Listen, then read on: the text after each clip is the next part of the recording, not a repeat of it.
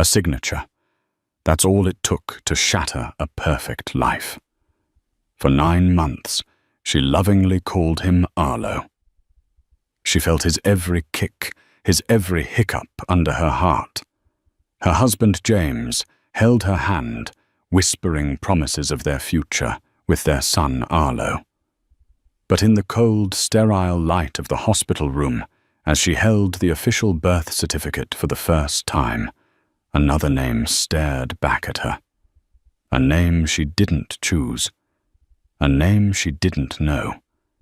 It was in that silent, soul-crushing moment she realized the man she loved had made the most important decision of their lives without her. This isn't just a story about a name. It's about a lie so profound it could only be answered by the deadbolt click of a changed lock. The late afternoon sun of a crisp Boston autumn spilled across the Persian rug in the nursery, illuminating dust motes, dancing in the air like tiny golden fairies. Olivia traced the hand-painted giraffes on the mural, their long necks stretching towards a soft, cloud-like ceiling. Everything was perfect. Almost. For the past 6 months, this room in their sprawling Chestnut Hill home had been her sanctuary, a place of quiet anticipation, insulated from the subtle but immense pressures that came with marrying into the Sterling family. Her James, was different. He was her anchor in the often choppy waters of his family's old money society. He was the one who saw her Olivia Chen, the art gallery curator with a sharp eye and a sharper wit, not just a suitable match for the Sterling heir. Their love story felt like a modern fairy tale. He'd walked into her gallery to appraise a piece for his mother, and had been captivated not by the art, but by the passionate way she spoke about it. He was handsome, kind, and to his family's quiet chagrin, utterly besotted with her. Now at 38 weeks pregnant, Olivia felt a nesting instinct so powerful it was a physical force. Every tiny detail of this room was a testament to her love for their unborn son. The crib, a sleek modern design she'd picked out, stood in stark contrast to the heavy ornate furniture that filled the rest of the 6-bedroom mansion. "It has no character," her mother-in-law Eleanor Sterling had commented during her last visit, running a dismissive manicured finger over the crib's smooth oak finish. "A baby needs heritage." Wait. Olivia had just smiled, patting her enormous belly. "He'll have plenty of that, Eleanor. We want him to have a little bit of lightness, too." The name was part of that lightness. Arlo Cole Sterling. Arlo for her late grandfather, a kind, gentle man who taught her how to paint. Cole because she simply loved the sound of it, strong and clear. James had agreed instantly. Arlo Cole Sterling, he'd whispered into her hair just last night.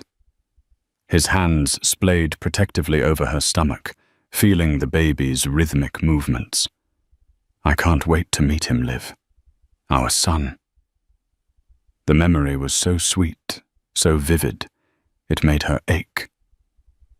She lowered herself carefully onto the plush rocking chair, the one James had spent an entire Saturday assembling, and let out a contented sigh. Their life was a dream. The brownstone on Beacon Street had been traded for this palatial house when they found out she was pregnant. James's software company was thriving, and her gallery was gaining prestige. They had everything. But sometimes, in the quiet moments, a sliver of unease would prick at her. It was in the way James's tone would shift when his mother called, a subtle deference creeping in. It was in the casual mentions of the family trust and the board meetings he now had to attend. He'd always shielded her from the most suffocating aspects of his lineage. But since the pregnancy, the Sterling name seemed to be closing in a gilded cage, masquerading as a life of privilege. The firstborn son carries the legacy Olivia Eleanor had told her over a tense lunch at the Harvard Club. It is a responsibility James is finally beginning to understand. Olivia had brushed it off. James loved her. James loved their plans for their son. The name was settled. The future was theirs to write. A sharp, low cramp seized her, stealing her breath. She gripped the arms of the rocking chair, her knuckles turning white. Another one followed, stronger this time. Her heart began to pound, a frantic drum, against her ribs. She looked at the hospital bag, packed and waiting by the door. It was time. She called James, her voice trembling with a mixture of fear and exhilaration. "It's happening," she breathed. "I'm on my way, Liv. I'll be there in 20 minutes. I love you." As she waited, she walked one last time around the nursery, her hand trailing over the crib, the changing table, the bookshelf filled with stories she couldn't wait to read. "We're going to meet you soon, Arlo," she whispered to her belly. "We're so ready for you." The contraction that hit her as she heard James's car screech into the driveway was so intense it brought her to her knees. This was it. The end of the waiting. The beginning of everything. She had no idea how right she was. The first 24 hours were a blur of primal effort and transcendent joy. The labor was long and arduous, but James was by her side, a steady presence, his hand in hers, his voice a constant stream of encouragement. And then at 4:17 a.m., their son arrived with a lusty cry and a full head of dark hair, just like his father's. When the nurse laid him on her chest, warm and squirming, the world dissolved. Nothing else existed. Not the sterile smell of the hospital room. Not the exhaustion clawing at her bones. Not the subtle tension that had been humming beneath the surface of their lives. There was only the weight of her son, the soft press of his cheek against her skin. "He's perfect, Liv," James whispered, his voice thick with emotion as he kissed her forehead, then the baby's head. "Just perfect. Arlo." She sighed, tears of happiness streaming down her face. "Hi, Arlo." They spent the next day in a blissful bubble. Visitors were kept to a minimum at Olivia's request. Even Eleanor was held at bay, a fact for which Olivia was profoundly grateful. It was just the three of them, a new family learning the rhythms of each other. James was a natural changing diapers, with a surprising lack of squeamishness, and rocking the baby to sleep with a low, rumbling hum. Olivia watched him, her heart so full she thought it might burst. The doubts, the whispers of unease, all felt like a distant dream. This was real.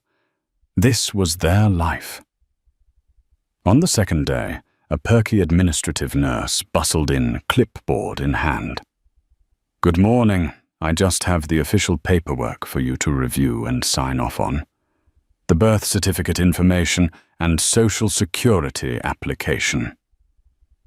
"Of course," Olivia said, carefully, shifting the sleeping baby in her arms.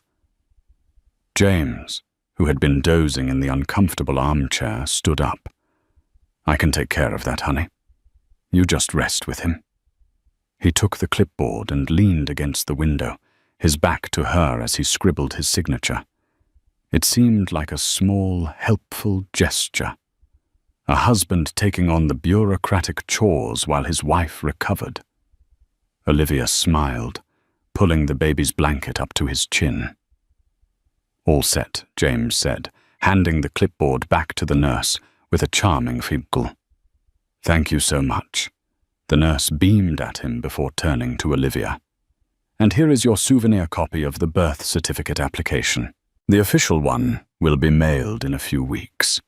Congratulations again, you two. He's a beautiful baby."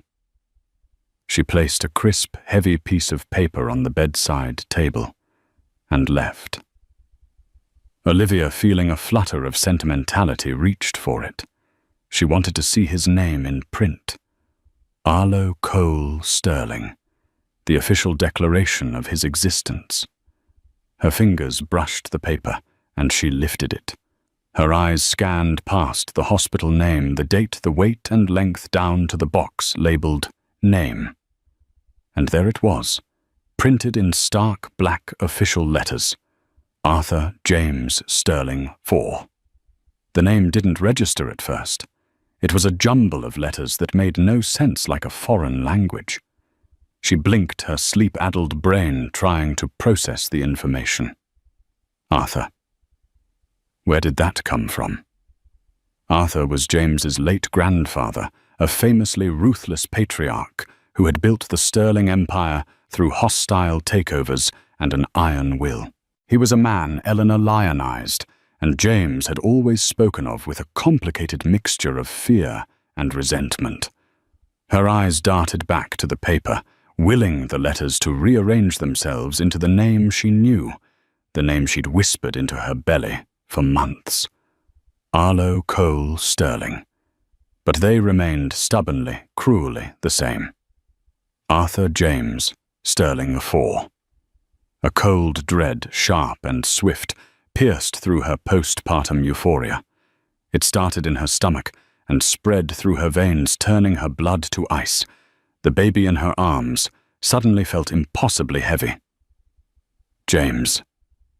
Her voice was a small, tight thing, unrecognizable. He was looking at his phone, a faint smile on his face as he typed. He didn't look up. "Yeah, babe, James, what is this?" she asked, her voice gaining a dangerous edge. She held the paper out, her hand trembling so violently the words blurred. He finally looked up, and for a fleeting second, she saw a flash of pure panic in his eyes. It was gone as quickly as it appeared, replaced by a practiced, placating calm that she suddenly terrifyingly recognized as the Sterling face. "Oh, that," he said, walking over. He wouldn't meet her eyes, focusing instead on a spot on the wall behind her. "Liv, we need to talk about that. Talk about it." She repeated the words, feeling like shards of glass in her mouth. The baby stirred, sensing her distress, and let out a soft whimper. "What is there to talk about? This is a mistake. A typo. His name is Arlo." "It's not a mistake," James said quietly, finally forcing himself to look at her. His expression was a carefully constructed mask of gentle reason, but his eyes were pleading. "I named him Arthur." The world tilted. The sterile white walls of the hospital room seemed to be closing in on her. The rhythmic beep of the monitor beside her bed was a countdown to a detonation she hadn't seen coming. "You named him Arthur," she whispered, the betrayal so immense, so absolute, it was a physical blow.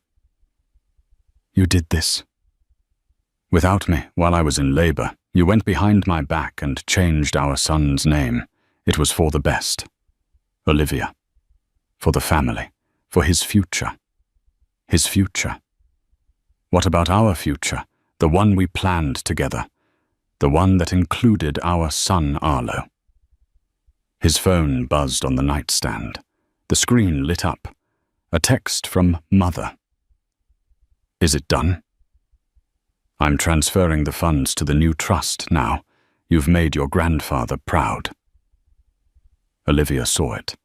Her vision narrowed on the glowing screen. The text message was a confession, a motive, a co-conspirator.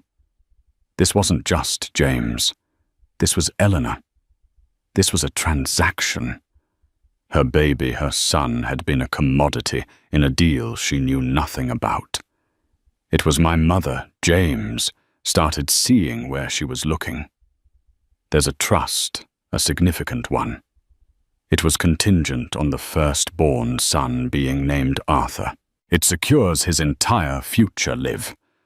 College, a house, anything he ever wants. He had a secure future, she hissed, her voice low and venomous. She was shaking with a rage so profound it scared her. He had us. That was supposed to be enough. You sold his name. You sold our son's name without telling me. Olivia, please be reasonable. Reasonable. The word was a laugh, sharp and broken. You lie to me for months. You let me paint Arlo's room. You let me call him by that name. You hold my hand while I'm screaming in pain, all the while knowing you're going to erase a part of me, a part of us on a legal document the second you get the chance. And you want me to be reasonable? She looked down at the baby in her arms. This beautiful, perfect stranger, now saddled with the legacy of a man, he'd never know a name that felt like a brand seared onto his skin. And in that moment, the love for her husband curdled into something cold and hard and unrecognizable. She looked at James, at his handsome, pleading face, and saw not the man she loved, but a stranger wearing his skin, a pawn in his mother's dynastic games. "Get out," she whispered. "Liv, please. Get out." Her voice cracked, but it held a core of steel he had never heard before. "Get out of this room. Now." He hesitated, then saw the look on her face and knew there was no arguing. He backed away slowly, his hands held up in a gesture of surrender, and slipped out the door, closing it softly behind him. Olivia was left alone in the silent room, with the beep of the monitor, the weight of her son, and the crushing weight of the lie. She looked from the baby's innocent face to the birth certificate. Arthur James Sterling IV. It was a declaration of war, and she had no intention of losing. The ride home from the hospital was a study in suffocating silence. The brand-new top-of-the-line car seat sat in the back of their Range Rover, a throne for a tiny prince whose very identity was a battleground. Olivia sat in the back with the baby, her body angled away from James, creating a physical barrier that mirrored the chasm that had opened between them. James tried sporadically to breach the silence. "The house is all ready for him," he said, his eyes finding hers in the rear-view mirror. Mrs. Gable stocked the fridge. Olivia stared out the window, watching the familiar scenery of Chestnut Hill slide by. The stately brick homes, the manicured lawns, the ancient, sprawling oaks. It all looked different now, alien. The beautiful facade of their life had been ripped away, and all she could see was the ugly, rotting framework beneath. "Liv, I know you're angry." He tried again, his voice strained. "But when you think about what this means for him, for his future—" "Stop talking about his future," she said, her voice flat and devoid of emotion. "You forfeited the right to do that when you made a unilateral decision about his present." He flinched, as if struck. The rest of the drive passed in silence. When they pulled into the long, sweeping driveway of their home, Olivia's heart, which she thought couldn't sink any lower, dropped. There, parked near the grand entrance, was Eleanor's black Mercedes, her driver standing stoically by the door. "What is she doing here?" Olivia demanded, her exhaustion warring with a fresh surge of adrenaline. She wanted to be here to welcome her grandson home. "James," said his voice, taking on that familiar, deferential tone. "The first Arthur in 2 generations. It's a big day for her." Her grandson, Olivia, repeated the words, tasting like poison. She looked down at the sleeping baby.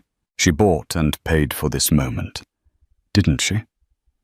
Well, I hope she enjoys it. Without waiting for James to open her door, she got out, unbuckled the car seat with practiced numb efficiency, and carried her son towards the house, her sanctuary, that now felt like enemy territory. Eleanor was waiting just inside the marble foyer, dressed in a Chanel tweed suit, her face a perfect mask of benevolent matriarchy. "Olivia, darling," she cooed, gliding forward, her arms outstretched. "Let me see him. Let me see my little Arthur." Olivia instinctively tightened her grip on the car seat, taking a step back. "He's sleeping. Eleanor." "Oh, a little peek won't hurt," she insisted, her smile not quite reaching her cold, assessing eyes. She peered into the carrier. "Oh, James, he has the sterling chin. Arthur will be so proud." She spoke of her late husband as if he were in the next room. The sight of this woman, the architect of her betrayal, gloating in her foyer, was more than Olivia could bear. She felt a wave of dizziness, the postpartum hormones, sleep deprivation, and white-hot rage churning into a toxic cocktail. "I need to take him upstairs," Olivia said, pushing past her and James. "He needs to be fed." She fled up the grand curving staircase, her footsteps muffled by the thick runner. She could hear their voices below, James's low and placating, Eleanor's crisp and commanding. She didn't want to hear them. She locked the door to the master bedroom suite, a click that echoed the shutting down of her own heart, and finally allowed herself to break. She laid the baby in his bassinet beside the bed and sank to the floor, silent sobs racking her body. She cried for the loss of her son Arlo. She cried for the loss of her husband, the man she thought she knew, and she cried for her own naivety, for believing their love could conquer the gravitational pull of the sterling name and its fortune. Hours passed. She fed the baby, she changed him. She held him close, whispering the name she'd chosen for him, over and over again, a desperate incantation. "Arlo. Your name is Arlo." Late in the evening, a soft knock came at the door. "Liv." "It's me. My mother's gone." Olivia didn't move. "Liv, please open the door. We can't go on like this. Let me in. Let's talk." "There's nothing to talk about." "James," she called out, her voice raw. "Of course there is. This is our home. You can't just lock me out." "It stopped feeling like my home the moment I saw that birth certificate," she replied. She heard him sigh in frustration. "Fine. Be like this. I'm going out for a bit to let you cool down. I'll be back later. We will talk about this, Olivia." She listened to his footsteps retreating down the hall, the heavy front door opening and closing. "To let you cool down?" The condescension in his tone was the final straw. He still didn't get it. He thought this was a tantrum, a hormonal fit. He didn't understand that he had fundamentally broken the trust that was the bedrock of their marriage. He thought he could wait her out. She stood up, her movements stiff but resolute. A cold, clear purpose settled over her. He wanted to wait for her to cool down. He was going to be waiting a very long time. She picked up her phone, the same phone that had received his loving texts just days ago. She opened a web browser and typed 24/7 Locksmith Chestnut Hill. The first result had a glowing green button, Emergency Service. She pressed it. A man with a kind, weary voice answered on the second ring. "Harrison Lock and Key." "Bill speaking. Hello." Olivia said, her voice steady and clear. "I need someone to come and change the locks on my house. All of them, as soon as possible." "Is this an emergency, Mom?" "A domestic situation." Olivia looked at the sleeping baby, at the opulent room that felt like a prison. She thought of James's casual betrayal and Eleanor's triumphant smile. "Yes," she said, a strange sense of calm washing over her. "Yes, it is. I can have a technician there in 45 minutes. "Thank you," Olivia said. "I'll be waiting." She hung up the phone. She went to the nursery, their nursery, and looked at the name Arlo, spelled out in soft blue wooden blocks on a shelf. With deliberate, precise movements, she took them down. She then walked through the house, a ghost in her own life, gathering every trace of the future that had been stolen. The little onesie that said, "Future Artist." A nod to her profession. The silver cup engraved with the letter D from her own parents. She packed it all into a box. When the locksmith arrived, a quiet professional man named Kevin, she let him in. He took in the scene, the new mother with haunted eyes, the palatial, silent house, the request to change every single lock, and simply nodded. He didn't ask questions. He just got to work. For the next 2 hours, the house was filled with the sounds of drilling and hammering, the sounds of fortifications being built. With each turn of the screwdriver, each click of a new tumbler falling into place, Olivia felt a layer of her grief and helplessness fall away, replaced by a cold, hard resolve. By 11 p.m., it was done. Kevin handed her a set of new, gleaming brass keys. "That's the front backside door and the garage interior door, ma'am. You have the only copies." "Thank you, Kevin," she said, transferring a significant sum to him via her phone. "Thank you for your discretion." "Of course. Good night, ma'am." She locked the door behind him, engaging the new, unfamiliar deadbolt. The sound was deep, final, and satisfying. She was alone with her son in a fortress of her own making.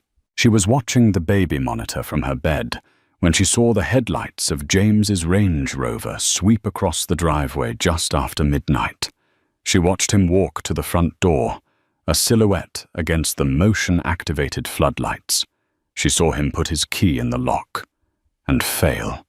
He tried again, jiggled it. She could imagine the confused frustration on his face. He walked to the side door. The same result. His phone buzzed on the nightstand beside her bed. It was him. She ignored it. It buzzed again and again. Then a text message appeared on the screen. "Liv. What the hell is going on? My key isn't working."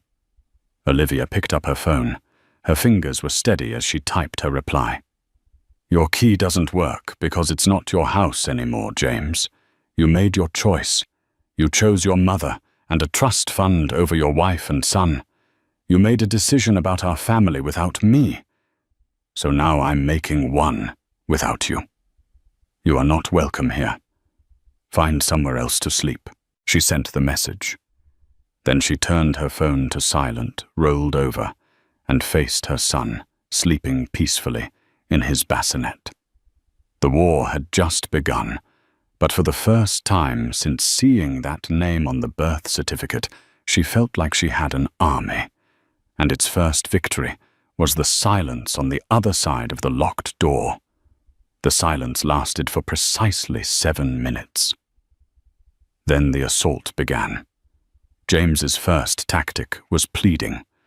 A string of text messages flooded her phone, each more desperate than the last.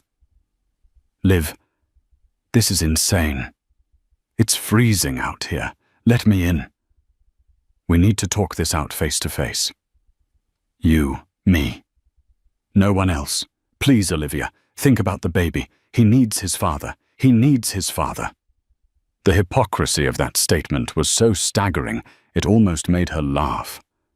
She pictured James standing on their perfectly manicured lawn, lit by the tasteful landscape lighting he'd been so proud of, unable to enter his own million-dollar home.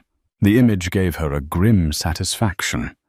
When the texts went unanswered, the knocking started.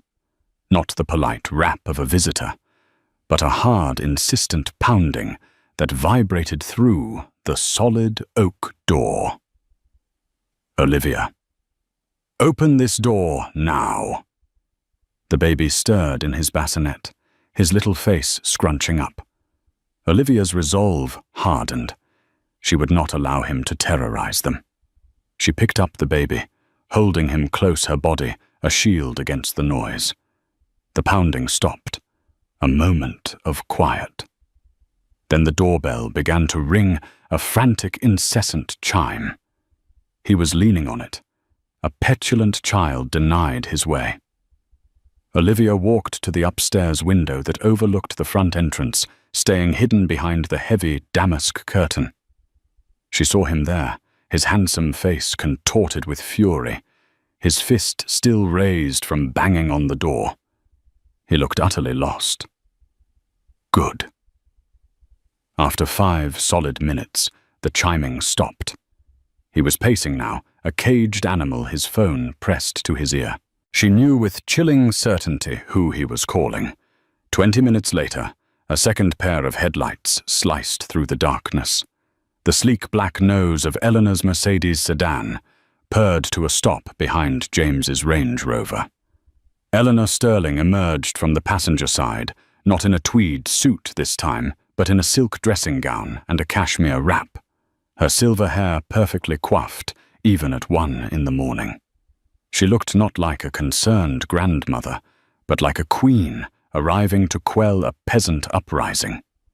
She marched up to her son, her movements sharp and angry.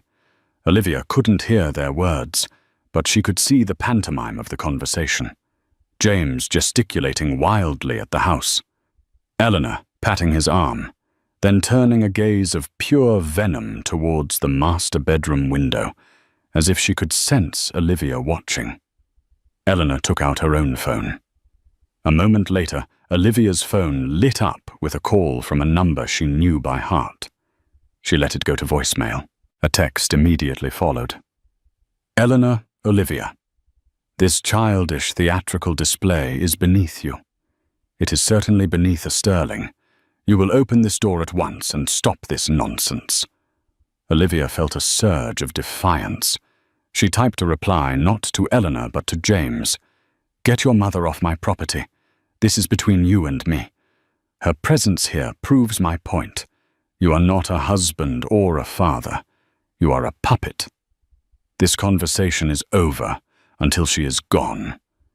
She watched from the window as James read the text. He showed it to his mother. Eleanor's mouth thinned into a hard white line.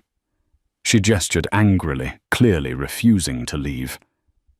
James looked from his mother's furious face to the dark, silent house. He looked trapped. He looked weak. Olivia had a sudden, brilliant idea. She went to the smart home control panel on the wall, the one James had installed, that controlled everything from the lights to the sound system to the sprinklers. Her heart pounded as she scrolled through the options. There it was. Irrigation system Zone 1, front lawn. She pressed the manual start button. On the lawn below, every single sprinkler head erupted with a vengeance, sending powerful jets of cold water arcing across the pristine grass. A direct hit soaked James and Eleanor, who let out an indignant shriek. "What is the meaning of this?" Eleanor screeched, shielding her silk robe as if it were under attack from acid rain. James scrambled away from the spray, looking up at the house in disbelief. Olivia allowed herself a small, bitter smile. If they wanted a theatrical display, she would give them one. The drenched and furious duo retreated to Eleanor's car. For a few minutes they just sat there, the car's interior light illuminating their heated discussion. Finally, the Mercedes backed slowly out of the driveway and disappeared down the street. James's Range Rover remained. He was staying, laying siege. He sent one final text. "Fine, you win for tonight. But this isn't over, Liv, not by a long shot." Olivia watched him get back into his car, recline the driver's seat, and plunge the interior into darkness. She stood at the window for a long time, watching the car that held the man who was now a stranger to her. The siege of Stirling Manor had begun, but the woman inside was no damsel in distress. She was the commander of the fort, and she had just won the first battle. Sleep would not come easily, but as she lay down, the keys to her new kingdom safe on the nightstand, she knew she had done the right thing. The locks were not just on the doors, they were around her heart, and James no longer had the key. The next morning, the Range Rover was gone. A small part of Olivia felt a pang of something not regret, but a hollow echo of the life that had vanished overnight. She quickly quashed it. This was not a time for sentimentality. This was a time for strategy. After a mostly sleepless night, spent feeding the baby and watching the driveway, Olivia knew she couldn't do this alone. The Stirlings had wealth influence and a team of lawyers who could crush people for sport. She had her wits, a newborn son, and a righteous fury that was quickly solidifying into cold, hard resolve. She needed her own army. Her first call was to her parents in California. She told them everything, her voice cracking as she recounted the story of the birth certificate. Their reaction was immediate and unequivocal. "You're flying out here today, honey," her father, a retired architect, said, his voice tight with anger. "Both of you. We'll get you the best family lawyer in the state." "No, Dad," Olivia said, surprising herself with her own firmness. "I'm not running. This is my home. He abandoned this home, not me. I'm staying here. But I do need a lawyer. The best one in Boston." Her second call was to that lawyer, a woman named Kate Mercer, a notorious shark in the world of high-net-worth divorces, recommended by a friend from the art world who had gone through a similarly messy split. He did what Kate asked after Olivia explained the situation, a note of impressed disbelief in her voice. "Changed the name on the birth certificate for a trust fund, honey." In 20 years of doing this, that's a new one. It's a violation of trust so profound it's almost poetic. "We can work with this." The validation in Kate's voice was like a balm. "What do I do?" Olivia asked. "You sit tight and you don't speak to him or his mother. You document everything. Every text, every call, every time he drives by the house. And you start looking. Men like James' families, like the Stirlings. The name on the birth certificate isn't the only secret they're keeping. Look for financial statements, trust documents, anything he might have left behind." Following Kate's advice, Olivia turned her home into an intelligence-gathering headquarters. During the baby's nap times, she began a methodical search of James's home office, a space she'd rarely entered. It was a masculine sanctuary of dark wood leather and the smell of expensive cologne. It was also a treasure trove. Tucked away in a locked drawer of his desk, a lock she pried open with a screwdriver, from the kitchen she found it. A folder labeled Stirling Family Trust, AJS 4. Her hands trembled as she opened it. It was all there in black and white. A subtrust of the main Stirling family fortune, established by Arthur Stirling Sr. decades ago. It stipulated that the firstborn male heir of his grandson James would inherit a staggering sum upwards of $20 million, provided the child was legally named Arthur James Stirling IV. The money would be managed by a trustee until the boy's 25th birthday. The trustee Olivia saw with a jolt of ice in her veins was Eleanor Stirling. The betrayal was deeper than she could have imagined. This wasn't just about securing their son's future. It was about control. Eleanor would hold the purse strings not just for her grandson, but indirectly for James and Olivia as well. They would be beholden to her for any major expense, any significant life choice. The name wasn't just a name, it was a leash. As she dug deeper, she found more. Statements for credit cards in James's name she'd never seen before, with charges for lavish dinners in the financial district, hotel suites, and what looked like rent payments on a luxury apartment in the Seaport district, an apartment she knew nothing about. Who was he meeting? What was he hiding? The perfect husband, the doting father-to-be was a construct, a facade. And she had been living in the stage set he'd built. Just as she was reeling from these discoveries, her phone buzzed with a number she didn't recognize. She almost ignored it, but something told her to answer. "Is this Olivia?" A young woman's voice asked, hesitant and quiet. "Who is this?" It's Chloe, James's sister." Olivia's guard went up immediately.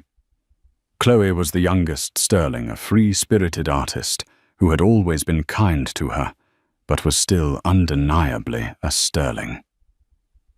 "What do you want, Chloe? I heard what happened." Chloe's voice was barely a whisper. "My mother she's on a rampage." "I'm so sorry, Olivia." What James did was unforgivable. Tears pricked Olivia's eyes. It was the first time someone from his side had acknowledged the depth of the betrayal. "He told me you locked him out," Chloe continued. "Good for you. Honestly, why are you calling me Chloe?" Olivia asked, still wary. "Because I hate what my family does to people, what my mother does. She did it to my father. She did it to James. And now she's trying to do it to you and your son. There's something you need to know. The Arthur Trust. It's not just about the money." Olivia sat down, clutching the phone. "What do you mean?"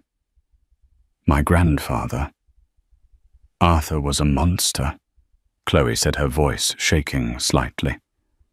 "A controlling, abusive man. The trust comes with conditions, bylaws. The trustee, my mother, has the power to make decisions about the beneficiary's education, upbringing, even their approved place of residence, if she deems the parents unfit or not acting in the best interests of the Sterling legacy." The room spun. Unfit. It was a weapon. Eleanor could use any misstep, any deviation from her plan, to declare Olivia unfit and gain legal influence over her son's life. Changing the locks, filing for divorce, it could all be twisted and used against her. "She's already talking to the family lawyers," Olivia Chloe warned. "She's trying to paint you as unstable, hysterical, a new mother suffering from postpartum psychosis.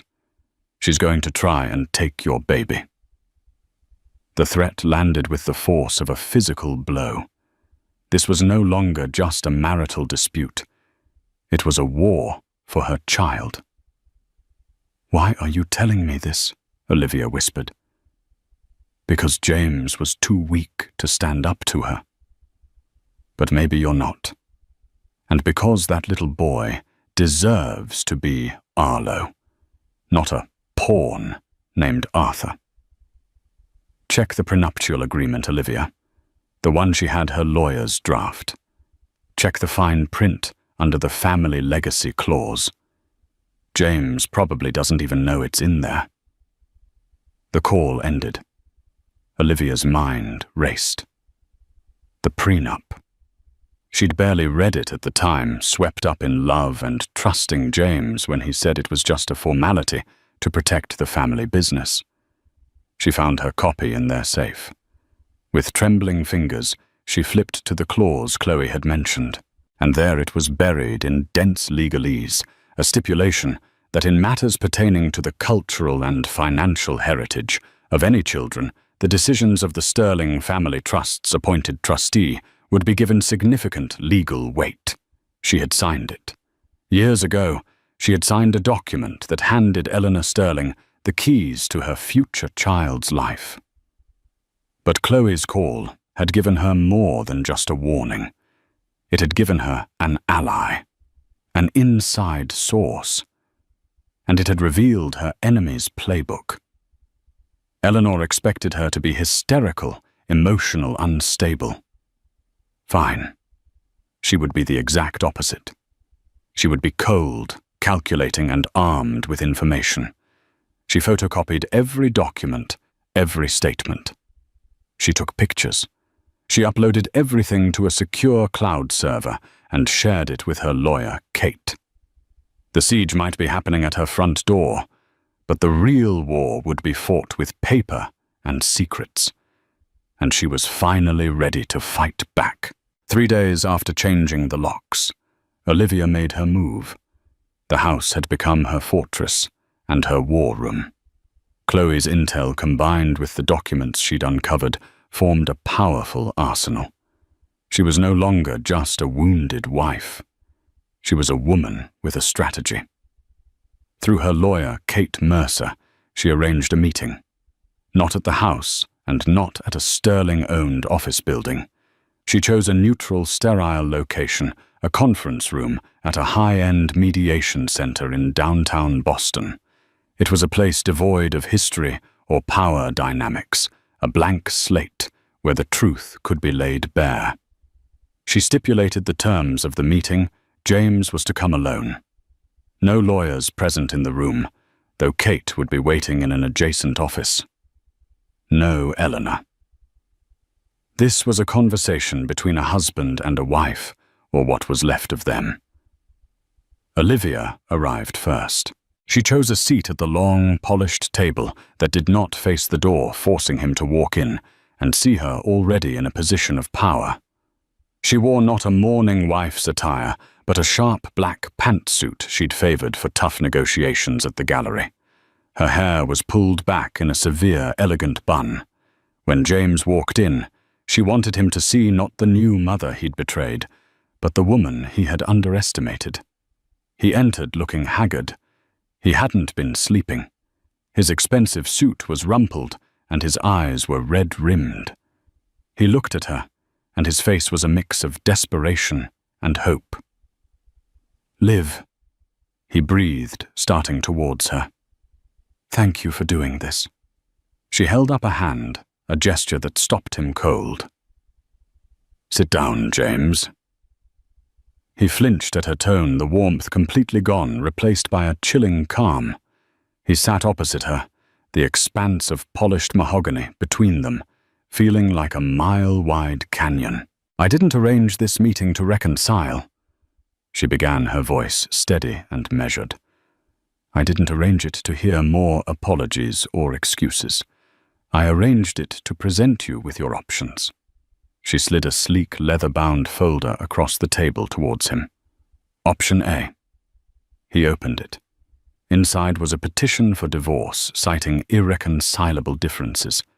Attached to it were copies of the credit card statements for his secret apartment printouts of the trust documents and a highlighted copy of the prenup's family legacy clause. "That is a divorce filing," she explained coolly. "In it, I will be petitioning for sole physical and legal custody of our son, citing emotional distress fraud and a conspiracy between you and your mother to coerce me into a binding legal arrangement concerning my child under false pretenses.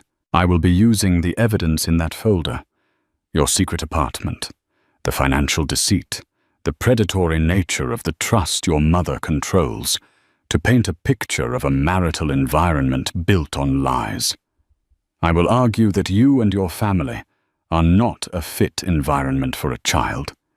And given your actions, James, I think I'll win." He stared at the papers, his face pale. He looked utterly broken. "Liv, no. Please. I never wanted any of this." "You're right," she agreed, her voice cutting through his plea. "You didn't want any of this. You wanted everything. You wanted the wife and the perfect family, and you wanted Mummy's trust fund. You wanted the applause for being a modern husband while still cashing the check for being a dynastic son. The problem is you can't have both. She let the silence hang in the air, heavy and suffocating. Then she slid a second identical folder across the table. Option B. He looked at her confused before opening the second folder. Inside was a different set of documents. The first was a legal petition to change their son's name from Arthur James Sterling IV to Arlo Cole Sterling. The second was a post-nuptial agreement drafted by Kate that explicitly nullified the family legacy clause of their original prenup. It stated in no uncertain terms that all decisions regarding their child's health education and upbringing would be made jointly by Olivia and James, and by them alone. It also included a financial transparency clause requiring quarterly reviews of all family assets and liabilities to be conducted by a neutral third-party accountant. The third document was a brochure for a renowned marriage and family therapist specializing in intrusive family dynamics. Option B is the only other path forward. Olivia stated, her eyes locking onto his. It is not a path back to where we were. That place doesn't exist anymore. This is a path to something new, and it begins with these non-negotiable terms. She laid them out one by one, like a general issuing commands. First, you will sign the petition to change his name today.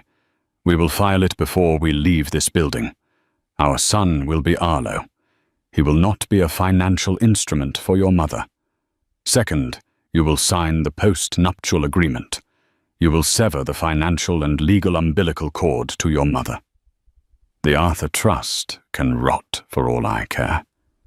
We will live on what we earn. Your company, my gallery. If it means selling the house in Chestnut Hill and moving into a smaller place, so be it. I would rather live in a studio apartment with a man I can trust than in a mansion with a puppet. Third, you will go to your mother.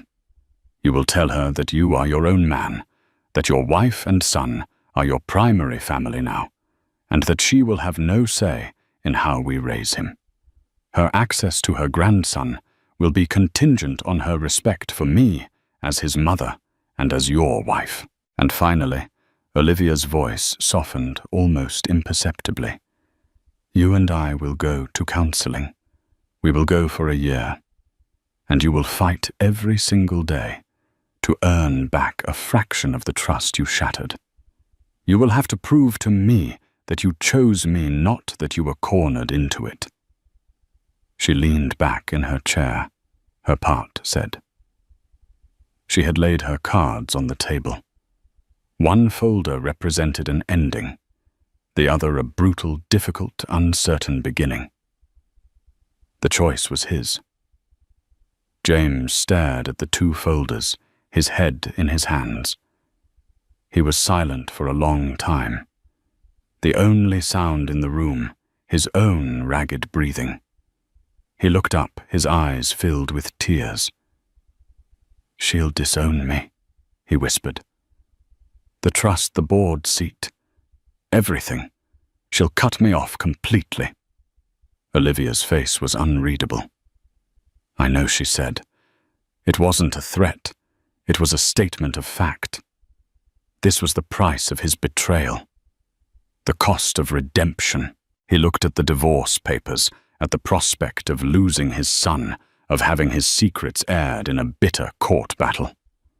Then he looked at the second folder, at the path to a life that was smaller perhaps in a financial sense, but a life that was his own.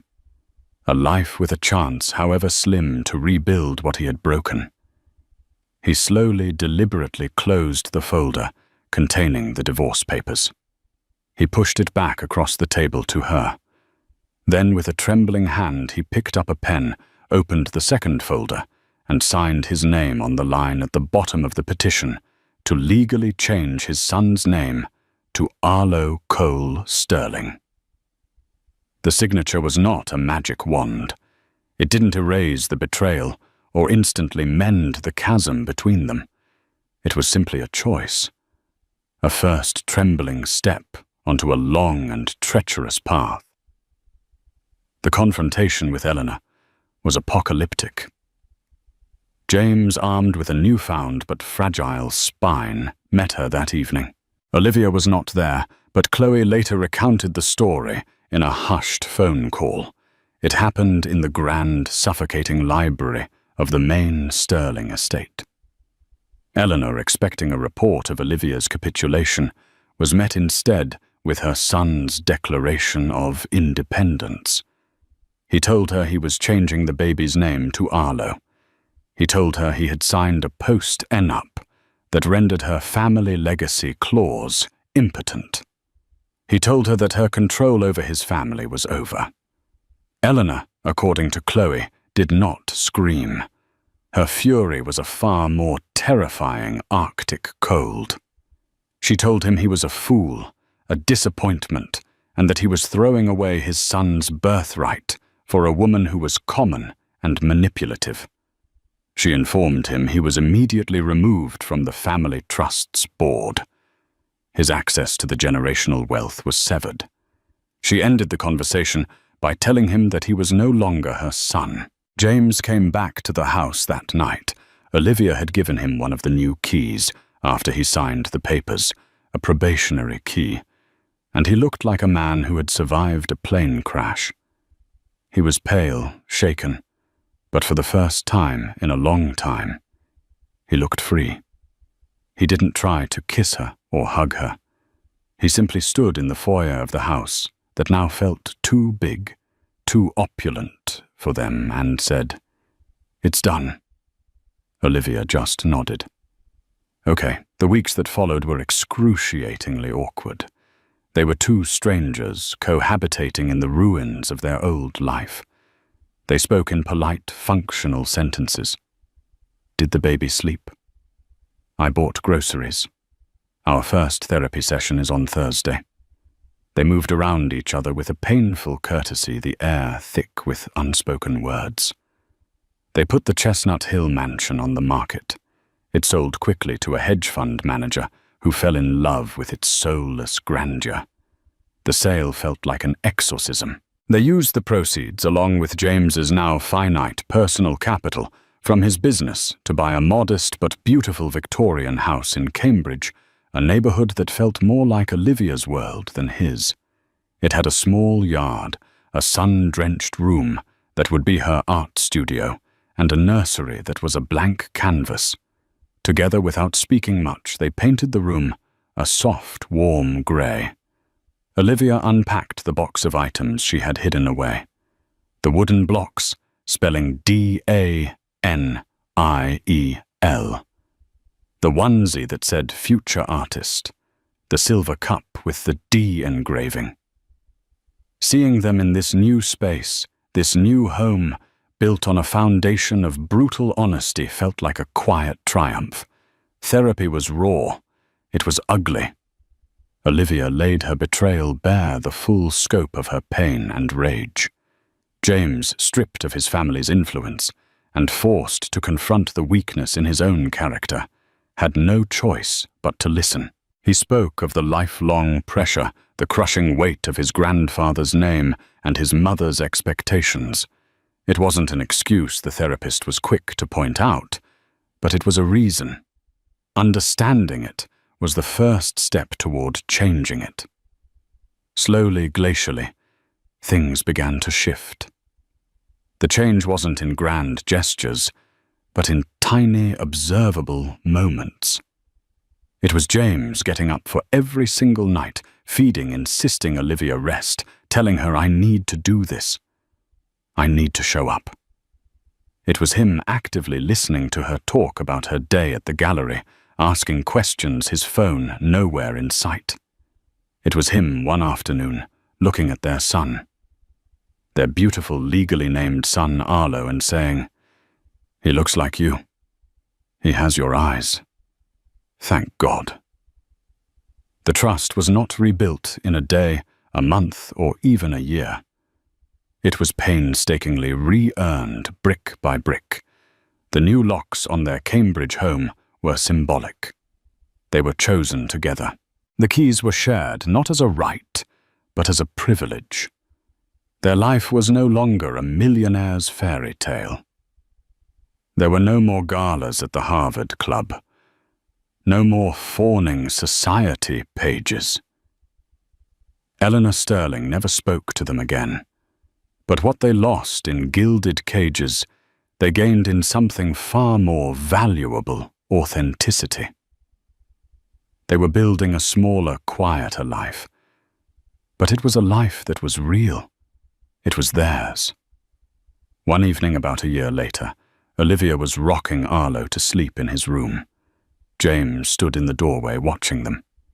The silence between them was no longer awkward, but comfortable. "I love you, Olivia," he said quietly. "I know I have a long way to go to deserve to say that. But I'll spend the rest of my life trying to be the man you thought I was."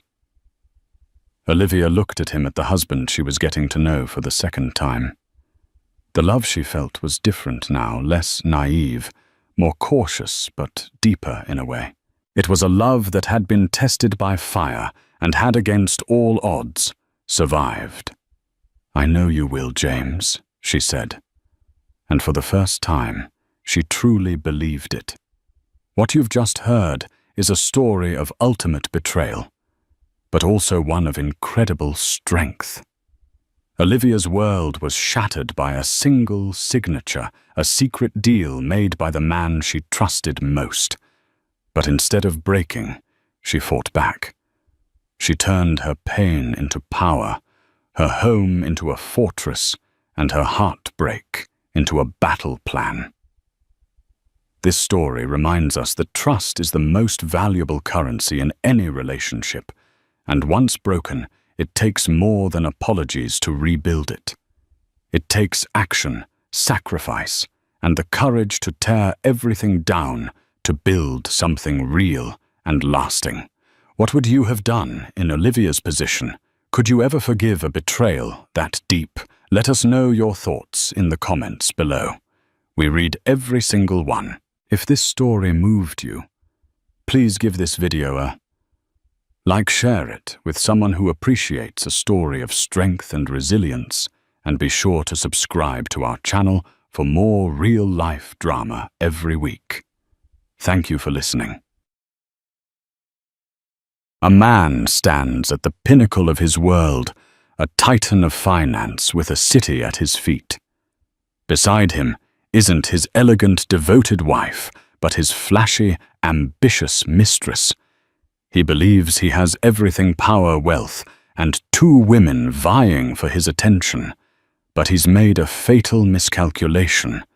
He has pushed his wife into the shadows, believing she would stay there, broken and silent. Tonight, at the most exclusive charity ball of the year, he will learn that when you try to erase a woman, you don't destroy her. You simply give her the freedom to become someone you can no longer control. And her return will not be a whisper. It will be an earthquake. The argument, like most of their arguments, lately began over something trivial and ended with a quiet, soul-crushing declaration of war. It happened at Daniel, the 2 Michelin star restaurant, where the clinking of silverware was a form of applause for the patron's own success. Richard Sterling, founder of Sterling Capital, and a man whose portrait practically screamed "Master of the Universe," didn't like the way his wife Isabella had hesitated when ordering. "Just get the tasting menu, for God's sake," he'd snapped, not looking up from the glowing screen of his phone. "Don't hold up the sommelier." Isabella's fingers tightened around the linen napkin in her lap. "I was just considering the Dover Sole Richard." "You're not considering.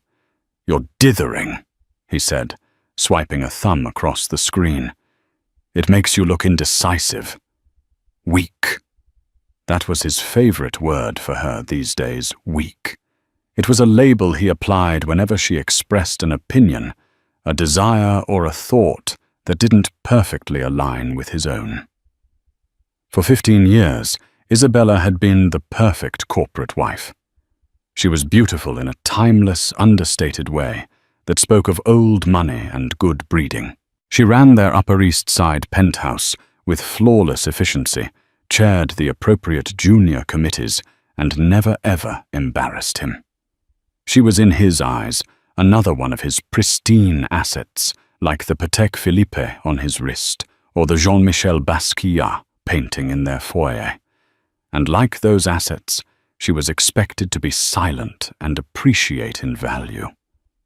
But lately, the gilding on her cage had begun to feel less like a luxury and more like a restraint. The real reason for his temper, however, was sitting 2 tables away, holding court with a rapt audience. Scarlett Roach, a woman as subtle as a neon sign in a library. She was a real estate developer with a portfolio of shiny, soulless glass towers and a reputation for closing deals with the same ruthless aggression she applied to her social climbing. Her dress was a shade of crimson that bordered on violent. Her laughter was loud and throaty, and her eyes were fixed on Richard with an ownership that was both a promise and a threat. She was Richard's mistress, a fact that was perhaps the worst-kept secret in their social circle. Richard finally looked up from his phone, his gaze flicking past Isabella to meet Scarlett's. He gave a small, almost imperceptible nod. A secret shared in public. The humiliation washed over Isabella in a cold wave. Later, in the silent, temperature-controlled interior of their Rolls-Royce Phantom, the silence stretched thin and brittle. "The Metropolitan Children's Foundation Gala is next Friday," Isabella said softly, her voice carefully neutral. "I was speaking with the coordinator. They're still hoping you'll make a keynote address." "I'll be there," Richard said, staring out at the blurred lights of Park Avenue. "Good. My fitting for the gown is tomorrow. I was thinking of a deep sapphire Oscar de la Renta." He finally turned to look at her, his expression one of pure, unadulterated boredom. "You won't be needing a gown, Isabella." The words hung in the air, thick and suffocating. "What do you mean, it's our table? We're patrons. I've been on the planning committee for 6 months." "Plans change," he said with a shrug. "I'll be attending with Scarlett. It's a business decision. Her new development is a major sponsor, and we need to present a united front for the press." Isabella felt the air leave her lungs. It wasn't just the affair anymore. That had been a deep, constant ache for the past year. This was different. This was a public execution. He was going to formally replace her at the most photographed, most talked about event of the season with her. "You can't be serious," she whispered, her voice trembling, despite her best efforts. "Richard, the humiliation." "What will people say? They'll say whatever I want them to say," he retorted, his voice hardening into the one he used to crush junior analysts. "They'll say I'm with a vibrant, powerful woman who is my equal. This is how the world works, Isabella. You should have learned that by now." He paused, letting the cruelty land. "Don't come to the ball. It would be embarrassing for everyone. Stay home. Go visit your mother in the Hamptons. Do whatever it is you do. Just don't be there." The car pulled up to their building, the doorman rushing to open the door. Isabella didn't move. She stared at her husband, the man she had loved, the man she had built a life with, and saw a stranger. The man who looked back at her saw nothing at all. He saw a piece of furniture. He was tired of an old stock he was ready to divest. "Understood?" he asked, his tone leaving no room for argument. She didn't answer. She simply got out of the car, walked through the marble lobby without looking at the concerned doorman, and rode the silent elevator up to the penthouse that had become her prison. That night, she didn't cry.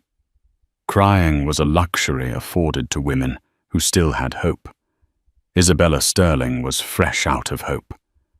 But as she stood looking out over the glittering expanse of Central Park, A different feeling began to smoulder in the pit of her stomach, an emotion she hadn't felt in a very long time. Rage. Cold, clear, and clarifying. He had called her weak. He thought she was a decoration. He was about to find out how wrong he was. For 2 days, Isabella moved through her life like a ghost. She cancelled the dress fitting. She sent a polite, vague email to the gala committee, citing a personal family matter that required her to step back from her duties. She spoke to her staff in quiet, measured tones, her face a perfect mask of serene indifference. To the outside world, she was the dutiful wife, gracefully stepping aside. But inside her mind, a storm was raging. Richard, for his part, barely noticed her. He was energized, caught up in the thrill of his new public life with Scarlett. He left early, came home late, the scent of Scarlett's sharp, expensive perfume. Frederick Malle's portrait of a lady clinging to his suits. He treated Isabella with a detached courtesy that was more insulting than outright anger. He was a king who had already deposed his queen. Her continued presence in the castle was merely a logistical inconvenience he would soon resolve. On the 3rd day, Isabella made a phone call. Not to her mother or her society friends who would only offer platitudes and veiled gossip. She called Benjamin Carter. Benjamin was the senior partner at Carter, Llewellyn and Finch, a law firm so old and prestigious it made others look like pop-up shops. More importantly, he had been her father's lawyer and a close family friend. He had known Isabella since she was a little girl, with scraped knees and a fierce love for art history. He had also, with a heavy heart, negotiated her prenuptial agreement with Richard 15 years ago. They met not in his intimidating corner office overlooking the Statue of Liberty, but in a quiet, dusty room in the New York Public Library's Stephen A. Schwarzman building, surrounded by centuries of knowledge. It was Isabella's choice. She needed the weight of history around her, a reminder that empires rise and fall. Benjamin Carter was in his late 60s, with a shock of white hair and eyes that had seen every form of human greed and betrayal. He listened without interruption as Isabella laid out the entire story, from the subtle dismissals and financial control to the final brutal command not to attend the gala. Her voice never broke. It was low, steady, and chillingly precise. When she finished, he took off his glasses and polished them slowly with a handkerchief. The prenup is ironclad, Isabella. You know that. Richard's lawyers made sure of it. In the event of a divorce, you get the Hamptons house, a settlement of $10 million and 5 years of alimony. In his world, that's severance pay. I'm not interested in the severance pay, Ben, she said, her gaze unwavering. I'm not interested in the Hamptons house, and I'm not planning to divorce him. Not yet. Ben leaned forward, his brow furrowed. Then what are you planning? Revenge is a messy, expensive business. It rarely leaves the victor unscathed. This isn't about revenge, Isabella corrected him, a hint of steel in her voice. This is about a hostile takeover. He thinks of me as a subsidiary company he owns. He's stripping my assets and preparing for a merger with a new partner. I am simply going to enact a leveraged buyout of my own life. For the first time that morning, Ben smiled. It was a faint, watery thing, but it was there. That's the Dubois fire, he murmured, referring to her maiden name. Your grandfather was a brilliant, ruthless man. I see him in you right now. My grandfather also left me something Richard has always dismissed as pocket money. Isabella continued, pulling a slim file from her Hermès handbag. He left me the Dubois Trust. Richard's accountants manage it, of course. He sees it as my little art fund. He's never bothered to look at the fine print. Ben took the file. His eyes scanned the first page, then the second. They widened slightly. Good heavens, Isabella, this isn't pocket money. The initial endowment was significant, but with compound growth over 25 years and the specific investment clauses your grandfather stipulated, it's worth just shy of $95 million, Isabella finished for him. And according to Clause 7, subsection B, upon my 40th birthday, which was 6 months ago, sole unrestricted control reverted to me. The managing accountants at Sterling Capital were legally obligated to inform me. They sent a letter. Richard saw it, laughed, and told me to have fun buying pretty paintings before tossing it on my desk. He never read it. He just assumed it was trivial. He assumed I was trivial. The plan began to form right there in the hallowed silence of the library. It was audacious, terrifying, and brilliant. For the next week, Isabella and Ben worked in secret. They used a discreet satellite office Ben kept for his most sensitive clients. They brought in a forensic accounting team that owed Ben a significant favor. The first step was to quietly, legally, and irrevocably move the entire Dubois Trust out from under the management of Sterling Capital's accountants. They transferred it to a private, fiercely independent bank in Switzerland. The transfer was structured in a way that it wouldn't raise any immediate red flags. It would look like a standard portfolio diversification. The second step was more complex. Isabella had spent 15 years observing Richard. She hadn't just been planning dinner parties. She'd been listening. She heard the names of companies he was targeting, the rivals he despised, the deals he considered his legacy. One name came up more than any other: Northgate Holdings, a struggling but innovative green energy firm.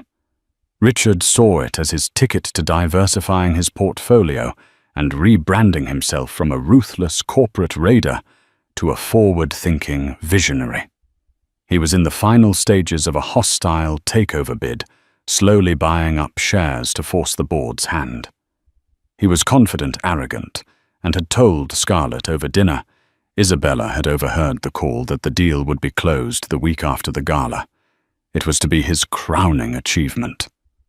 "He's vulnerable there," Isabella told Ben, pointing to the Northgate file. "His bid is aggressive, but he's stretched his capital thin to make it happen. He's counting on the good press from the gala to woo the last few wavering institutional investors." "What are you suggesting?" Ben asked, though he already saw the terrifying glint in her eye. "He wants to buy Northgate," Isabella said, a small, cold smile playing on her lips. "Then I'll buy it first." It was a staggering gamble. It would take almost every penny of her trust. But it wasn't just about the company. It was about the symbolism. He had tried to cast her out of his world, to bar her from the single most important night in his social and professional calendar. She wasn't just going to show up to his party. She was going to buy the dance hall, fire the band, and rewrite the guest list. The week leading up to the gala was a masterclass in deception. On the surface, Isabella was the picture of a woman in quiet retreat. She took calls from concerned friends, her voice tinged with a believable sadness. "Richard and I are just going through a difficult patch," she would murmur. "I just need some time. I'll be in the Hamptons." She did go to the Hamptons for precisely one day. She had herself photographed by a friendly local paparazzo, a man she'd discreetly paid for years to capture flattering pictures of her at polo matches, walking mournfully on the beach, wrapped in a cashmere shawl. The photos, syndicated to Page 6 and other society blogs, painted the perfect picture: Isabella Sterling, the jilted wife, heartbroken and hiding from the world. Richard saw the photos and felt a brief, satisfying pang of victory. It was all going according to plan. His wife was where she belonged, out of sight and out of mind. But while the world thought she was staring at the Atlantic Ocean, Isabella was in a sterile, anonymous office suite in Midtown, rented under a shell corporation created by Ben's firm. This was her war room.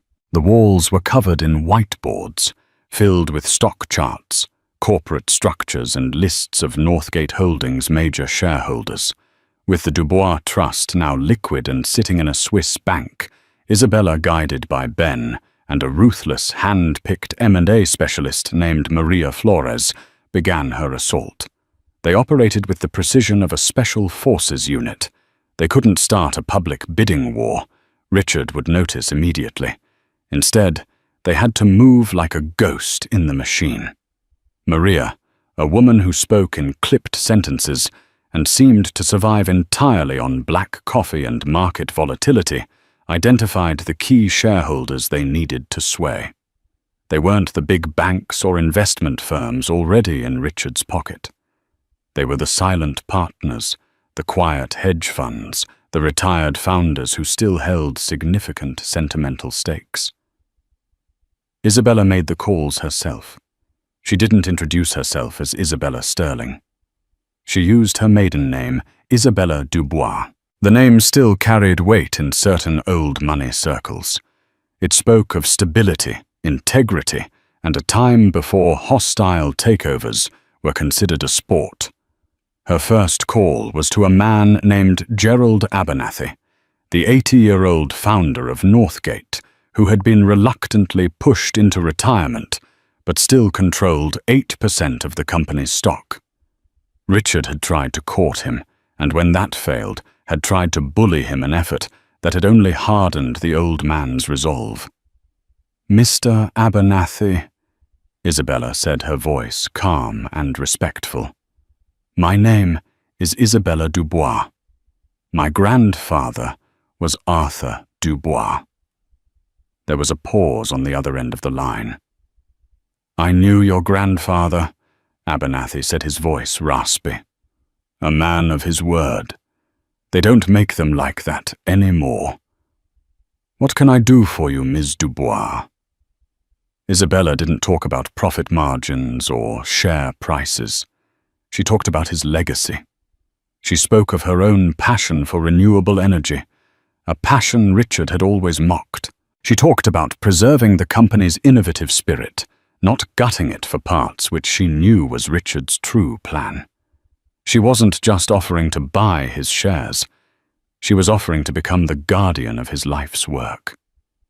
She offered him a price slightly above Richard's, but more importantly, she offered him a seat on the new board and a promise his vision would be honored.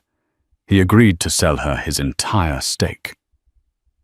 One by one, she and her team repeated this process.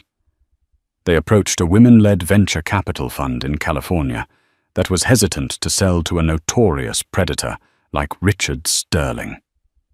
Isabella spoke to the partners not as a financier, but as a woman taking control of her own capital and destiny. They sold to her. They approached a university endowment fund, appealing to their charter for ethical investments. They sold too.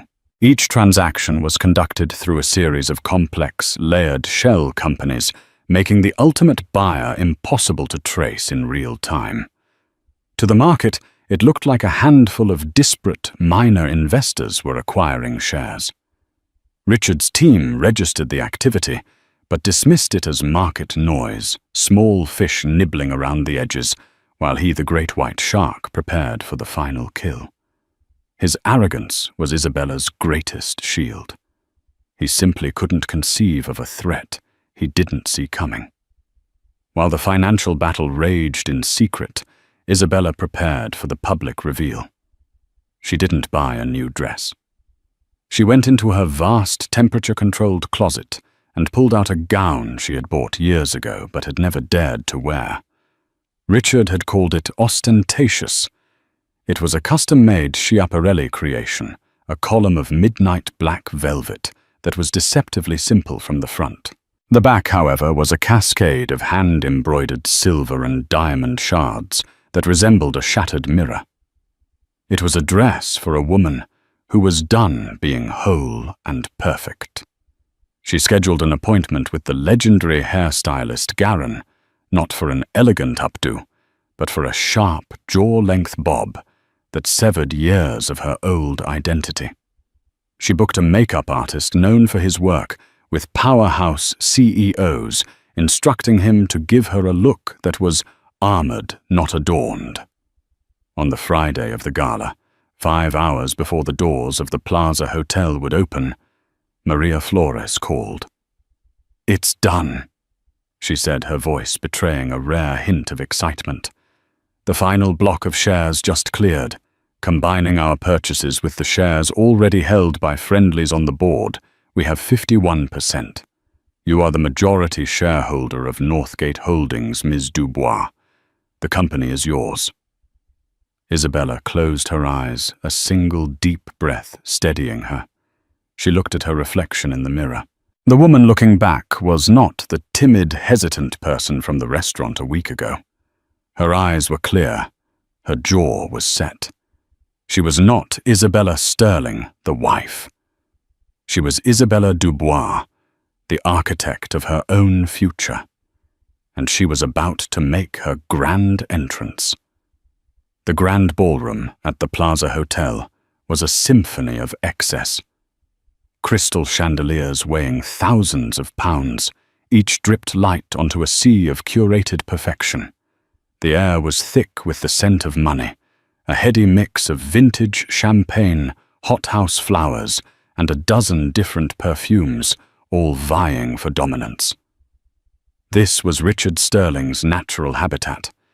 He stood near the grand staircase, a glass of Louis Roederer Cristal in his hand, feeling the familiar intoxicating buzz of being the center of gravity. Every eye was on him, and by extension on the woman clinging to his arm. Scarlett Roche was magnificent in her element. She wore a gold sequined Balmain gown that looked as though it had been poured onto her body, catching and fracturing the light with every movement. She laughed loudly, touched arms familiarly, and radiated a ferocious energy that demanded attention.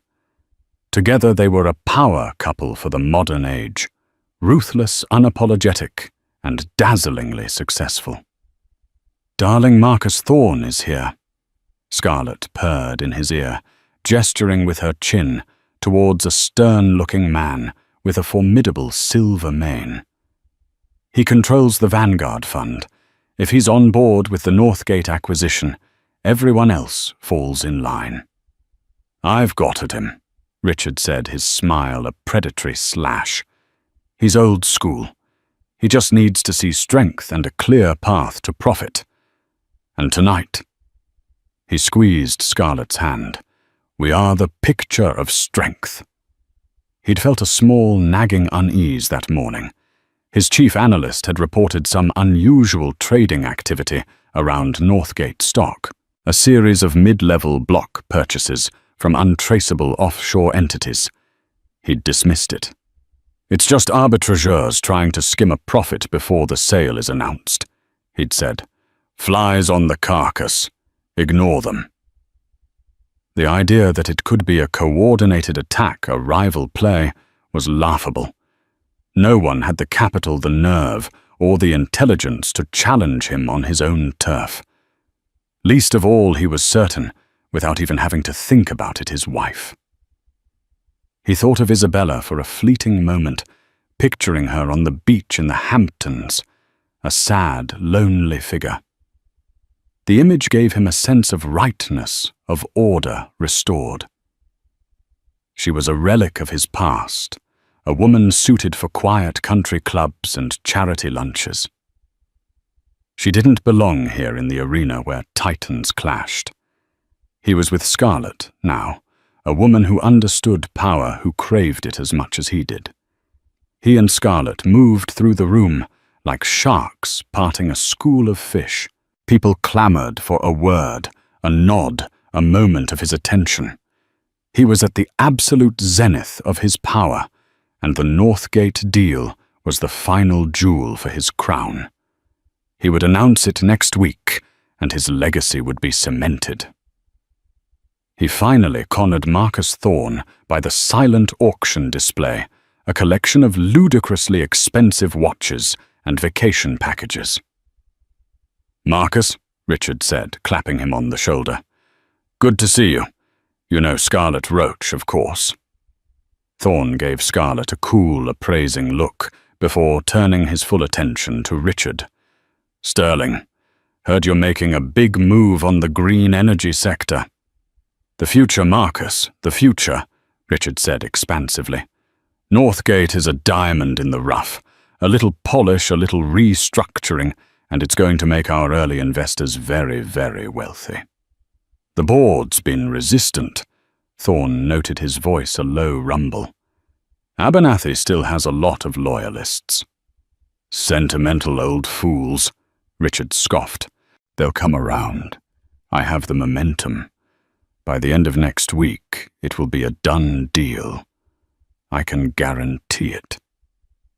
As he spoke, he felt a subtle shift in the room's atmosphere.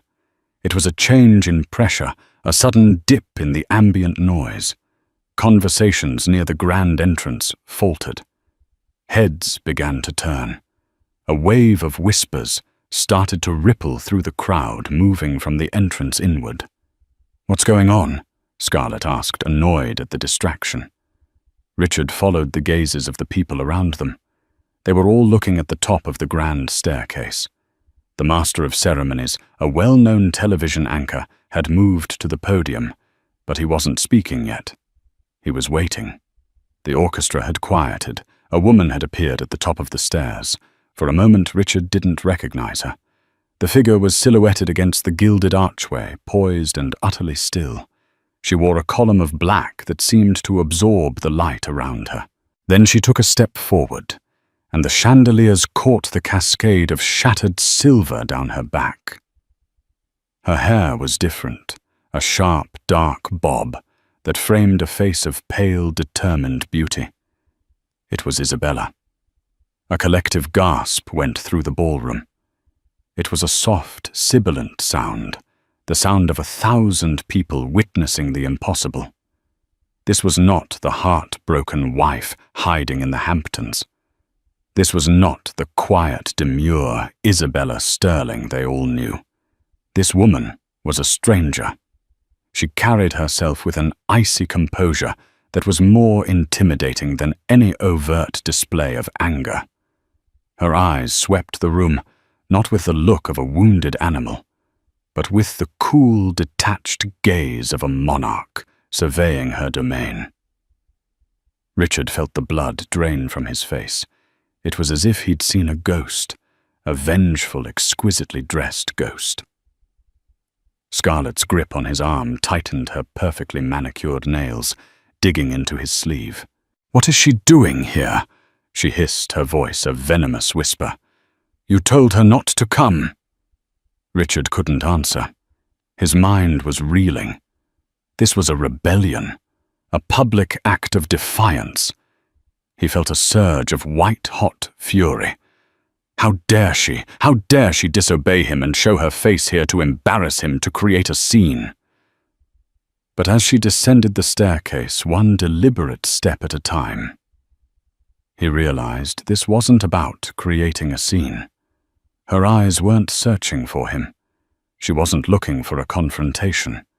She seemed utterly terrifyingly indifferent to his existence. She was moving with purpose, and her destination was not him, but the center of the room where the gala's chairwoman, Patricia Lawford, was now standing waiting for her. The two women met, and Patricia, a woman who bowed to no one, took Isabella's hands in hers and smiled a smile of genuine, profound gratitude. The room was utterly silent. Richard Scarlet, Marcus Thorne. Everyone was frozen watching this surreal drama unfold. The king was on his throne, but a new unknown power had just entered the court, and no one, least of all Richard Sterling, knew the rules of her game. The Master of Ceremonies tapped the microphone, the sound echoing through the suddenly tomb-quiet ballroom. All eyes were fixed on the bottom of the staircase, where Isabella stood beside Patricia Lawford. "Ladies and gentlemen," the MC began, his voice resonating with practiced importance, "if I may have your attention for a special announcement." Richard stood paralyzed, a statue carved from rage and confusion. This had to be a nightmare. Isabella should be at home weeping. Instead, she was here, the focal point of the entire event. He could feel Marcus Thorne's questioning gaze on him, feel the weight of 100 other pairs of eyes.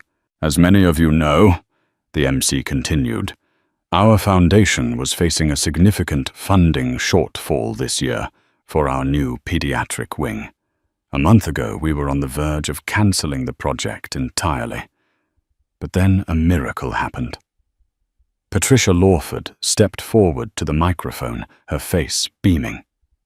"It was more than a miracle," she said, her voice filled with emotion. "It was an act of profound and decisive generosity. An anonymous benefactor came forward, not just with a donation to cover the shortfall, but with an endowment large enough to fund the entire wing and its operations for the next decade." A wave of murmurs swept the room. 10 years. The amount had to be astronomical. Who had that kind of liquid capital and that level of philanthropic commitment? People scanned the crowd looking for the usual suspects, the tech billionaires, the oil tycoons. Richard's mind was racing. An anonymous benefactor. Was this part of her stunt? A desperate bid for attention. She was using her trust fund money, her pocket money, to buy her way back into the spotlight. The thought was pathetic. He would deal with her later, privately and ruthlessly. This donor wished to remain anonymous, Patricia said, her smile widening. But tonight, she has graciously allowed us to thank her in person. It is my profound honor to introduce the new patron of the Metropolitan Children's Foundation and the savior of the St. Jude Pediatric Wing. Richard braced himself. He expected to hear his own name, Mrs. Isabella Sterling. A grand gesture to win him back, perhaps. A public appeal to his better nature. The foolishness of it all made him sneer internally. But Patricia Lawford didn't say that name. She took a breath, her eyes shining as she looked at Isabella. "Please join me in thanking Ms. Isabella Dubois." The name hit the room with the force of a physical blow. Dubois, her maiden name. It was a public declaration of separation, a severing of her identity from his. For a split second, there was confused silence. People's minds struggled to connect the quiet, sidelined Mrs. Sterling with this powerful, commanding figure being introduced by her birth name. And then the second, more powerful shockwave hit. The whispers started tentative at first, then growing in volume as the pieces clicked into place. The heartbroken wife in the Hamptons. The photos. It had all been a diversion. While they were gossiping about her personal life, she had been making a move of unimaginable scale. Isabella stepped to the microphone. She did not look at Richard. Her gaze was directed at the assembled crowd, calm and authoritative. "Thank you, Patricia," she said, her voice clear and steady, amplified throughout the vast ballroom. It was a voice no one in that room had ever truly heard before. "My grandfather, Arthur Dubois, taught me that true wealth is not something you hoard, but something you deploy for the good of the community. For too long I have been a passive investor in my own life. Tonight, that changes." She kept her remarks brief, elegant, and devastatingly effective. She spoke of the foundation's work, of the children who would be saved. She never mentioned her personal life, her husband, or the circumstances that had led her to this moment. She didn't have to.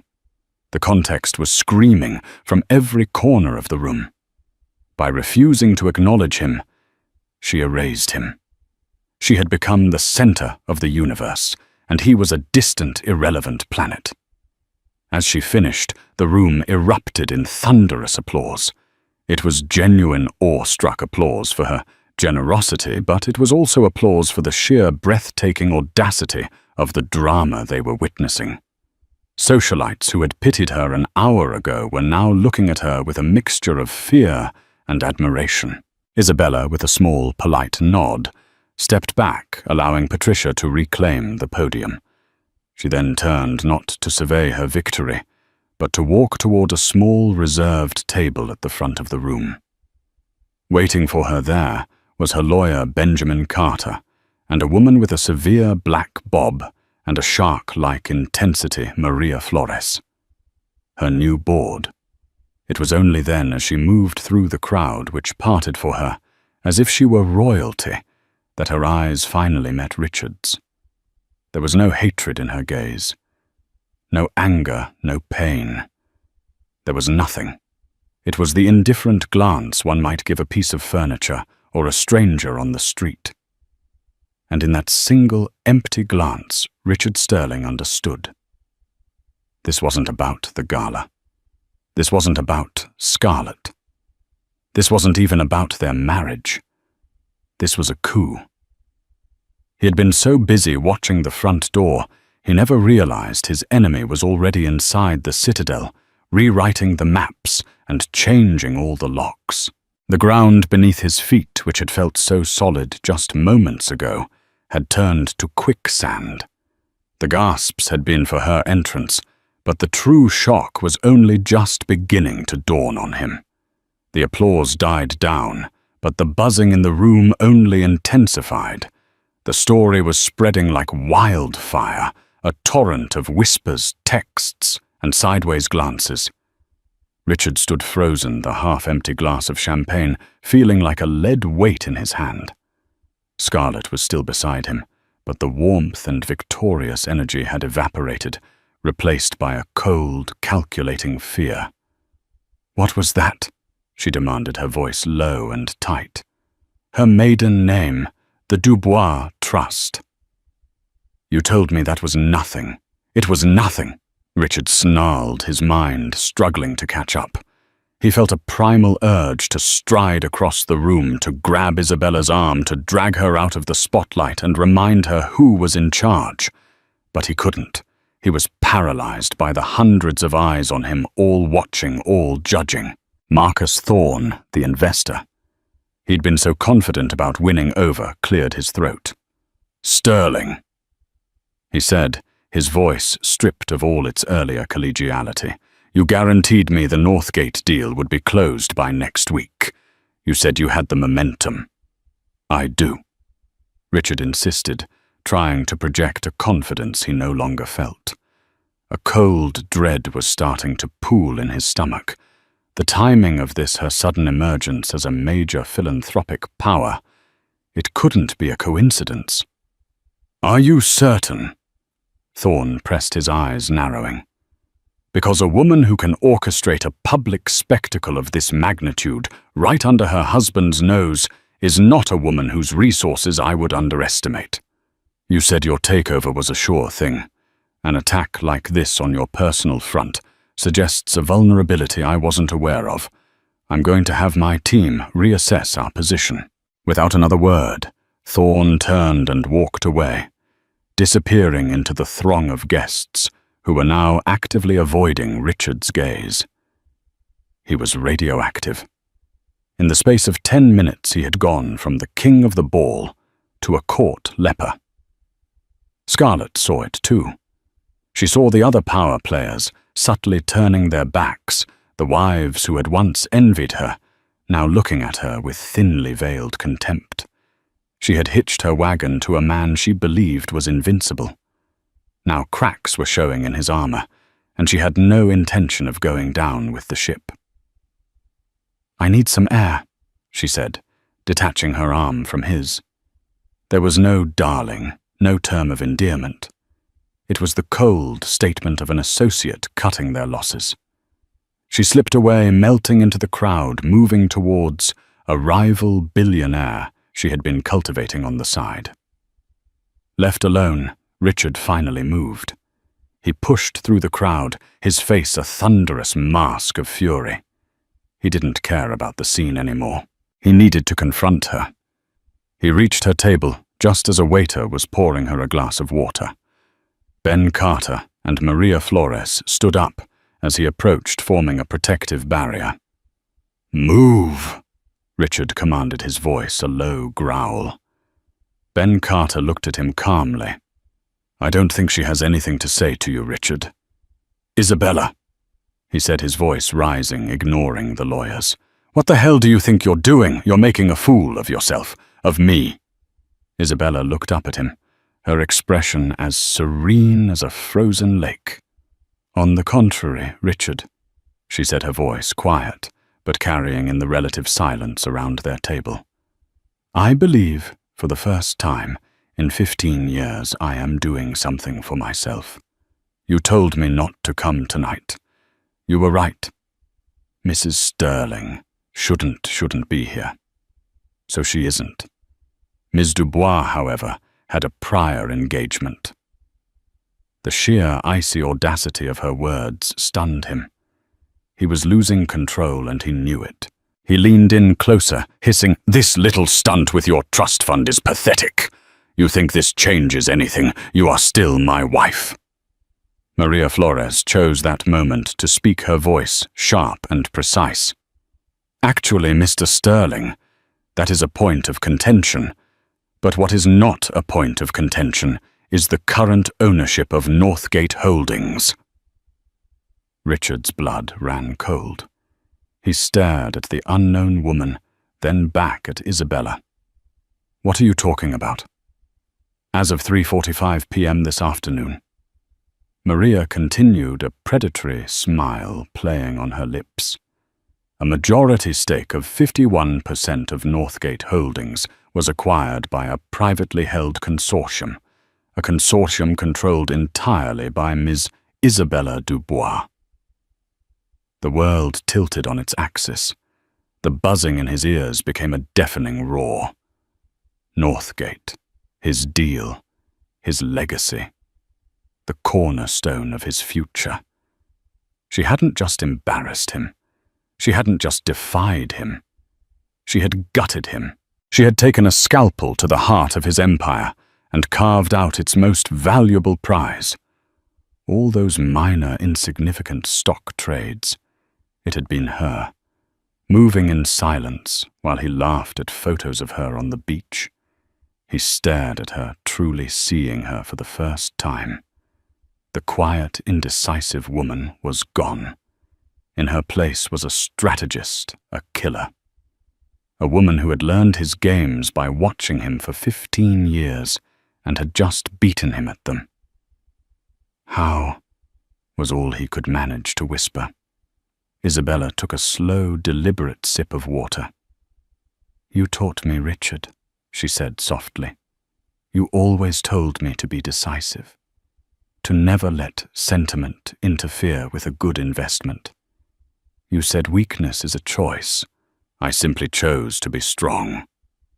He had no response. There was nothing to say. He had been publicly humiliated, financially outmaneuvered, and personally annihilated. He turned and stumbled away from the table, the whispers and stares of the crowd following him like a physical assault. He was no longer a king.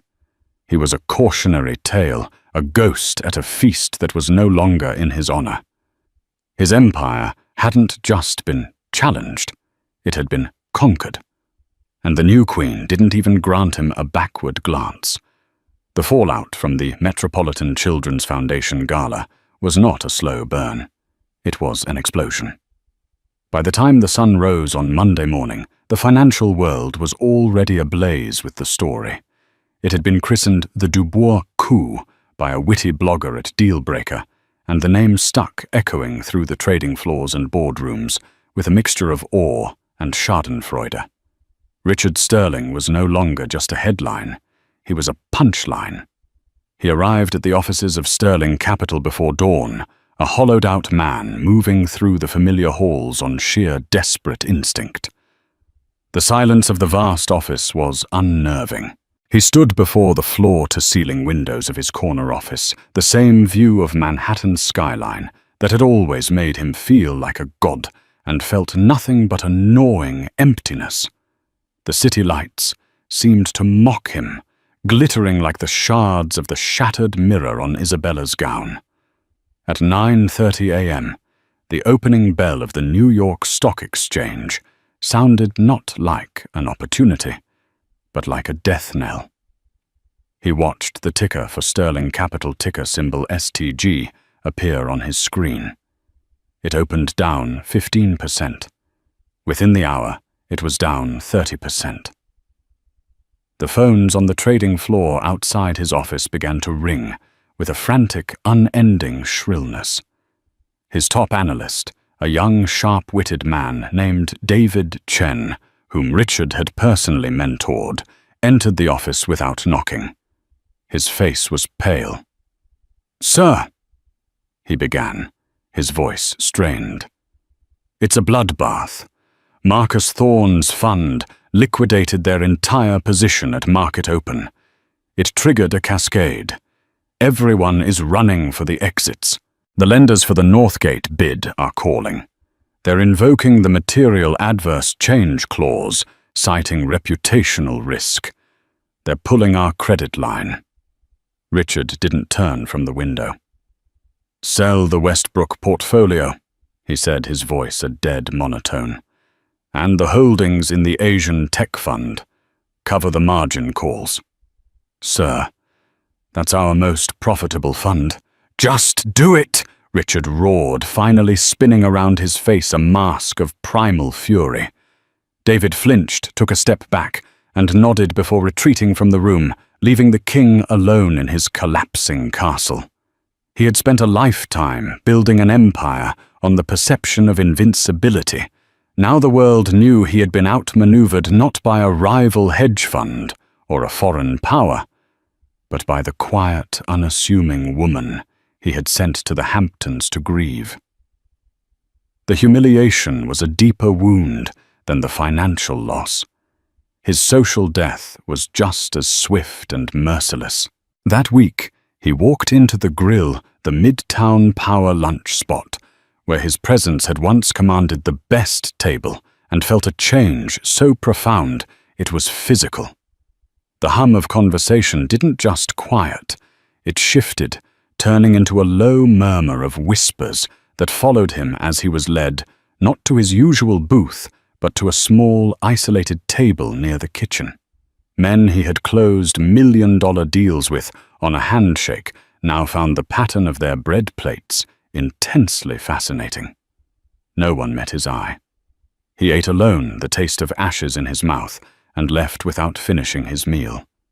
His final encounter with Scarlett took place a week later. She summoned him to a cold, impersonal bar in the Mandarin Oriental. She was already there when he arrived, nursing a glass of mineral water. There was no pretense of affection. Her eyes were like chips of ice. "Richard," she began, foregoing any greeting, "I hear you're liquidating assets to shore up capital. Your commercial property on 52nd Street, the apex building. I'm prepared to make you an offer." She slid a piece of paper across the table. It was a number so far below market value, it was a direct insult. He stared at her, a wave of nauseating clarity washing over him. He had blown up his life for this woman, for what he thought was a partnership of equals of two hungry predators. He saw now that she had only ever seen him as a bigger shark to swim alongside, and now that he was wounded and bleeding, she was ready to join the feeding frenzy. "You have a lot of nerve." He breathed the words tasting like poison. She shrugged, unfazed. "It's just business, Richard. A lesson I learned from the best." She gave him a pointed look. "Don't be sentimental. It makes you look weak." He crumpled the paper in his fist and stood up, throwing a $100 bill on the table. He walked away without looking back, the echo of his own cruel words chasing him out into the cold city night. Meanwhile, across town, Isabella's new era was dawning in the quiet, elegant offices of Carter, Llewellyn and Finch. She sat opposite Ben Carter, signing the last of the divorce papers. Richard's lawyers had postured and threatened, but it was a hollow performance.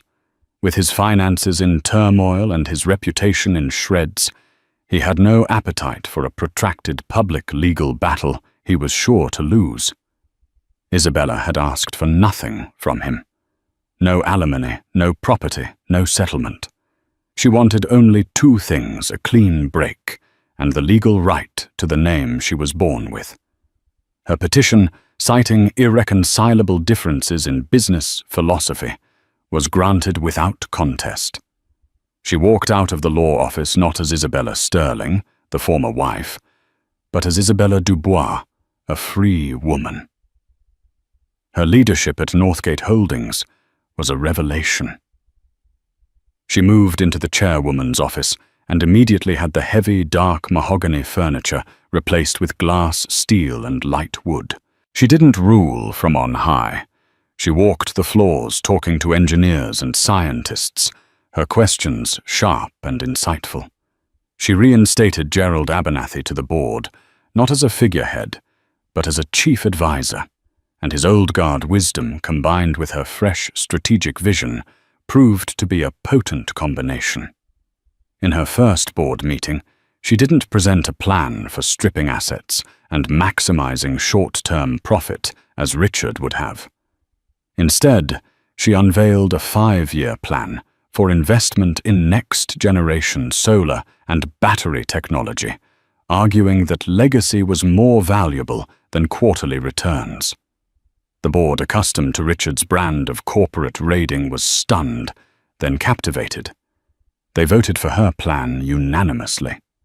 She found a new home, a penthouse apartment in Tribeca, with a terrace that overlooked the Hudson.